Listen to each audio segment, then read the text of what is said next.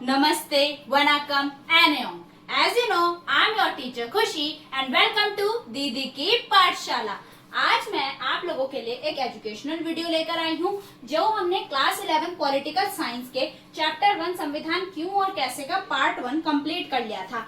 आज मैं आप लोगों के लिए उसी चैप्टर का पार्ट 2 लेकर आई हूँ। तो पार्ट 1 में हमने क्या पढ़ा था? हमने पढ़ा था किसी भी देश को संविधान की आवश्यकता क्यों होती है। तो हमने भाई देखा था कि संविधान क्या होता है, नियम और कानूनों का एक दस्तावेज होता है जिसके अंदर किसी भी देश को चलाने के लिए, उसके संचालन के लिए जो भी चीजें जरूरी है वो उस दस्तावेज में लिखी जाती हैं। ठीक है, अगर वो ना हो तो देश में शासन अच्छे से नहीं चलेगा, व्यवस्था बिगड़ जाएगी, अराजकता आ जाएगी, ये सब हमने देख लिया था। और कोई भी देश प्रभावशाली कब होता है उसका संविधान, जब उसको बनाने वाले जो लोग हैं वो प्रसिद्ध हों और बनाने वाले लोगों पर जनता का भरोसा होता है, तो उसकी प्रभावशीलता के चांसेस जो है वो बढ़ जाते हैं। ठीक है, उसके बाद ही हमने कुछ एडिशनल जानकारी ली थी, जैसे कि हमने देखा था कि संविधान सभा की पहली बैठक कब होती है। 9 दिसंबर 1946 को संविधान सभा की पहली बैठक होती है, लेकिन उस समय पर संविधान सभा का कोई स्थायी अध्यक्ष नहीं होता है। ठीक है, लेकिन कोई भी सभा चलानी है तो उसकी मेंटरशिप करने के लिए, उसकी अध्यक्षता के लिए कोई इंसान तो होना चाहिए। तो उनका संविधान सभा का की पहली बैठक में अस्थायी अध्यक्ष बनाया जाता है डॉक्टर सच्चिदानंद सिन्हा जी को। ठीक है, उसके बाद इसकी दूसरी बैठक होती है 11 दिसंबर 1946 को। तब ये फाइनल कर दिया जाता है कि जो आपके डॉक्टर राजेंद्र प्रसाद होंगे वो क्या होंगे, इसके स्थायी अध्यक्ष होंगे। ठीक है, 389 इसके टोटल सदस्य थे जो विभाजन से पहले थे। विभाजन होने के बाद 299 सदस्य बचते हैं और जो लास्ट जिन्होंने सिग्नेचर किए थे वो आपके 284 सदस्य थे जिन्होंने संविधान पर अंतिम हस्ताक्षर किए थे। ठीक है, ये आपका क्विक रिकैप था जो आपके पार्ट 1 का था। अब हम बात करते हैं पार्ट 2, जिसमें हम बात करेंगे कि संविधान सभा, जो भारतीय संविधान है वो कैसे बनता है। तो सबसे पहले अगर हम इसके गठन की बात करें तो क्या होता है, संविधान सभा बनाती है इसको। ठीक है, संविधान सभा के द्वारा इसको बनाया जाता है और 1946 में जो कैबिनेट मिशन आता है उसके तहत ये बात रखी जाती है कि एक संविधान सभा होगी, एक सभा बनेगी जिसके अंदर 389 सदस्य होंगे। वो सारे सदस्य मिलकर बातचीत कर विचार विमर्श कर ठीक है, बहस करके, चर्चा करके क्या करेंगे, संविधान की रचना करेंगे, भारत के लिए संविधान को बनाएंगे। ठीक है, उसके बाद जब ये पूरा प्रोसेस हो जाता है, 1946 में बात हो जाती है। ठीक है, तो उसके बाद क्या होता है, इसको बनने में, हमारे भारतीय संविधान को बनने में लगभग 3 साल, लेकिन अगर एक एग्जैक्ट टाइमिंग देखें तो 2 वर्ष 11 महीने और 18 दिन का समय भारतीय संविधान को बनने में लगता है। ठीक है, और यहाँ पर क्या है, यहाँ पर उद्देश्य प्रस्ताव जो है वो नेहरू जी पेश करते हैं 13 दिसंबर 1946 को। उद्देश्य प्रस्ताव पेश किया जाता है किसके द्वारा, पंडित जवाहरलाल नेहरू द्वारा पेश किया जाता है। और इसमें एक तरीके से एक बेसिक स्ट्रक्चर बनाया जाता है कि भारतीय संविधान के अंदर क्या क्या चीजें ऐड की जाएंगी। तो संविधान के मूल आदर्शों को एक रूपरेखा उन्होंने दी थी किसके तहत या किसके अंदर, उद्देश्य प्रस्ताव। और कब आया था वो, 13 दिसंबर 1946। ठीक है, अब इस पर, ठीक है, 22 जनवरी को क्या किया जाता है, इसको स्वीकार कर लिया जाता है। 22 जनवरी 1946 को नेहरू जी के द्वारा जो उद्देश्य प्रस्ताव प्रस्तुत किया गया था उसे संविधान सभा के द्वारा क्या कर लिया जाता है, स्वीकार कर लिया जाता है। ठीक है, उसके बाद क्या होता है, 26 नवंबर को 1949 को हमारा जो संविधान है वो क्या हो जाता है, बनकर पूरी तरीके से तैयार हो जाता है। लेकिन बनकर तैयार हो जाता है, लागू नहीं किया जाता है इसको। तो बोलेंगे कि अंगीकृत होता है 26 नवंबर 1949 को। और जब ये बनकर पूरी तरीके से तैयार हो जाता है तो इसमें उस समय पर क्या होते हैं, 448 अनुच्छेद होते हैं, 25 इसमें भाग होते हैं और 8 अनुसूचियां होती हैं। लेकिन अभी की बात करें तो वर्तमान में इसमें 12 अनुसूचियां हैं। ठीक है, इसीलिए 26 नवंबर, एक एडिशनल जानकारी ये भी देखिए कि 26 नवंबर को एवरी ईयर हम इंडियन कॉन्स्टिट्यूशन के डे के रूप में, यानी कि भारतीय संविधान दिवस के रूप में मनाते हैं 26 नवंबर एवरी ईयर। ठीक है, तो ये चीज आपको याद रखनी है और कंफ्यूज नहीं होना। लागू 26 जनवरी 1950 को ही हुआ था, बनकर तैयार हो गया था 26 नवंबर 1949 को। ठीक है, अब भारतीय संविधान के स्रोत की बात करें तो कहां से क्या लिया गया था भारतीय संविधान में। ऐसा तो नहीं हुआ होगा कि हमने अपने माइंड से चीजों को ऐड कर लिया, जो हमारा मन किया हमने ऐड कर लिया। या कोई भी चीज जब आप भी तैयार करते हैं तो कहीं ना कहीं से रेफरेंस लेते हैं, तो हमने भी अलग अलग जगह से कुछ रेफरेंसेस ली थी और उसके बाद भारतीय संविधान को एक बेहतर रूप में हमने प्रस्तुत किया था। तो सबसे पहले अगर हम बात करें तो 75% जो हिस्सा है वो भारत सरकार अधिनियम जो 1935 में लाया गया था उसमें से 75% हमने भारतीय संविधान का ले लिया था, ठीक है। और भारतीय संविधान के अंदर हमने एज इट इज डाल लिया था, जो हमारे भारत सरकार अधिनियम में आया था, ठीक है। और 1928 में मोतीलाल नेहरू कमेटी की एक रिपोर्ट आई थी, जिसमें 10 मानव अधिकारों की बात की गई थी, उनको भी हमने अपने भारतीय संविधान में शामिल कर लिया था। ये तो हो गई भारतीय चीजें जो भारत में ऑलरेडी थी और हमने उनको एज इट इज ले लिया, ठीक है, या कुछ थोड़ा सा तोड़ मरोड़ के ले लिया। लेकिन हमने बाहर के विदेशों से, मतलब विदेश से भी, अलग अलग देशों से भी कुछ कुछ चीजें ली हैं।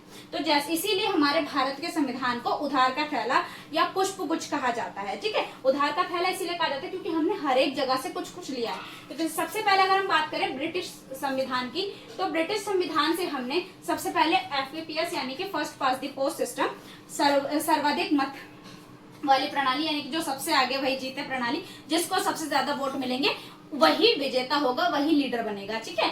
ये सिस्टम भी हमने ब्रिटिश संविधान से लिया है। दूसरा हमने क्या लिया है, सरकार का संसदीय स्वरूप, जो आप देखते हैं राज्यसभा, लोकसभा, ठीक है। उसके बाद प्रेसिडेंट के पास जो पावर्स होती हैं, ये हमने ये स्वरूप भी ब्रिटिश संविधान से लिया है। उसके बाद कानून के शासन का विचार, कानून किस तरीके से शासन होगा देश में, ये सब चीजें हमने ब्रिटिश संविधान से ही ली है। उसके बाद आपको पता है कि विधायिका में एक अध्यक्ष होता है, ठीक है। विधायिका का एक अध्यक्ष, यानी कि राज्यसभा का एक अध्यक्ष होता है, लोकसभा का एक अध्यक्ष होता है। उसका पद क्या होता है, कैसे होता है, मतलब किस तरीके से वो कार्य करेगा, कौन चुनेगा, ये सब भी हमने ब्रिटिश संविधान से ही लिया है, ठीक है। तो क्या क्या लिया ब्रिटिश संविधान से, FPPS यानी कि first past the post system, दूसरा सरकार का संसदीय स्वरूप, तीसरा कानून के शासन का विचार, और चौथा विधायिका के अध्यक्ष का पद व उसके कार्य, ठीक है। अगला है अमेरिका के संविधान की बात करें। अमेरिका के संविधान से हमने क्या लिया है, तो मौलिक अधिकार, ठीक है, जो एक तरीके से हमारे संविधान की आत्मा है।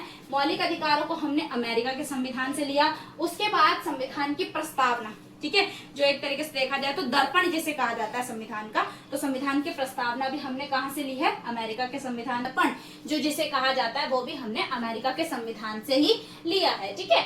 तीसरा आपका है न्यायिक पुनरावलोकन की शक्ति एवं स्वतंत्रता, ठीक है। तो न्यायिक पुनरावलोकन की शक्ति मतलब अगर कोई निर्णय लिया गया है तो दोबारा से विचार विमर्श किया जाए। मान लो हम सेटिस्फाई नहीं है जो निर्णय लिया गया है उससे, ठीक है, तो उस पे दोबारा विचार करने के लिए हम न्यायपालिका को कह सकते हैं या फिर याचिका लगा सकते हैं। ये शक्ति भी हमने अमेरिका के संविधान से ही ली है। साथ ही साथ स्वतंत्रता की, कोई भी जो संस्था है या कोई भी उच्च पद पर बैठा हुआ व्यक्ति स्वतंत्र न्यायपालिका पर क्या कर सकता है, दबाव नहीं डाल सकता, वो स्वतंत्र है अपने निर्णय लेने के लिए। ये भी हमने कहाँ से लिया, अमेरिका के संविधान से लिया है। इसके अलावा उपराष्ट्रपति का पद, ठीक है, जो आपको पता है राज्यसभा के अध्यक्ष होते हैं राष्ट्रपति के बाद, जो दूसरे मतलब अगर देखते हैं हाई पोस्ट होती है भारत की, वो क्या है, उपराष्ट्रपति, और वो उपराष्ट्रपति का पद भी हमने अमेरिका के संविधान से ही लिया है, ठीक है। इसके अलावा अगर हम बात करें आयरलैंड की, तो आयरलैंड जो है यहाँ से हमने क्या लिया है, यहाँ से हमने लिया है नीति निर्देशक तत्व। तो अमेरिका से लिए मौलिक अधिकार और नीति निर्देशक तत्व कहाँ से लिए,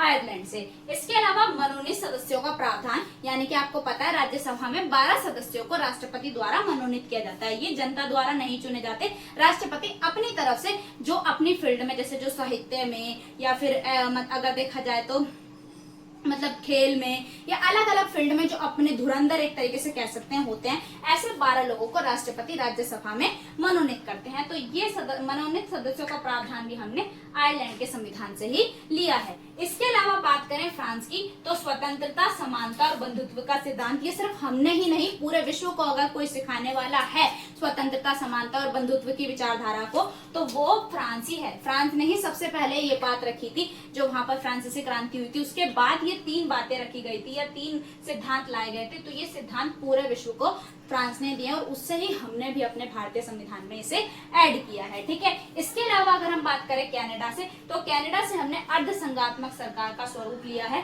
ठीक है, जो संघीय सरकार होती है जैसे आपको पता है, ठीक है। तो वो सरकार का स्वरूप भी हमने कहां से लिया है, कनाडा से लिया है। इसके अलावा अपशिष्ट शक्तियों का सिद्धांत, जैसे आपको पता है कि कुछ संघ सूची में होते हैं, कुछ राज्य सूची में होते हैं, जो बची हुई शक्तियां वो कहाँ जाएंगी, उनको किस तरीके से करना है, वो सब भी हमने कहां से लिया है, कनाडा से लिया है, ठीक है। तो कहां से लिया है, सबसे पहले हमने ब्रिटिश संविधान से लिया है, अमेरिका से लिया है, आयरलैंड से लिया है, फ्रांस से लिया है और कनाडा से लिया है, ठीक है। इसके अलावा भी काफी रिसर्च की गई है, सब कुछ ध्यान में रखकर जो हमारे संविधान सभा के लोग थे, ठीक है, उन्होंने बहुत अच्छे से विचार विमर्श कर चीजों को पर बहस चर्चा कर उसके बाद भारतीय संविधान में किसी चीज को ऐड किया गया है। बहुत लंबे लंबे टॉपिक, मतलब बहुत लंबी लंबी बहस हुआ करती थी किसी भी चीज को ऐड करना है या नहीं करना। ऐसे ही कुछ भी उठाकर हमने एज इट इज नहीं भारतीय संविधान में डाला है। इसीलिए मतलब अगर देखा जाए तो भारतीय संविधान की प्रभावशीलता का या सफलता का एक कारण यह भी है। ठीक है, हमने बहुत सारे अभी तक संशोधन कर चुके हैं, हम 100+ संशोधन भारतीय संविधान में किए जा चुके हैं,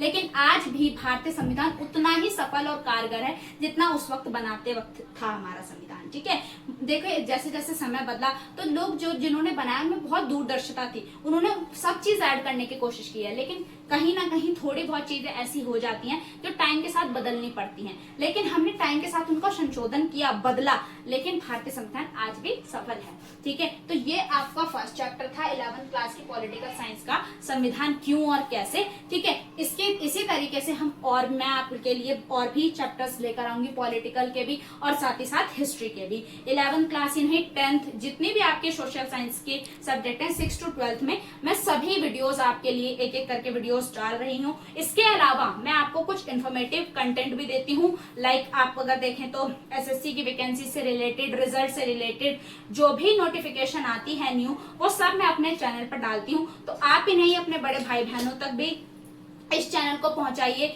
ज्यादा से ज्यादा शेयर कीजिए ताकि सबको time to time up to आप वो रहें। ठीक है, इसके लिए आपको क्या करना है, आपको चैनल को सब्सक्राइब करना है, वीडियो लाइक करना है, अपने फ्रेंड्स तक इस चैनल को।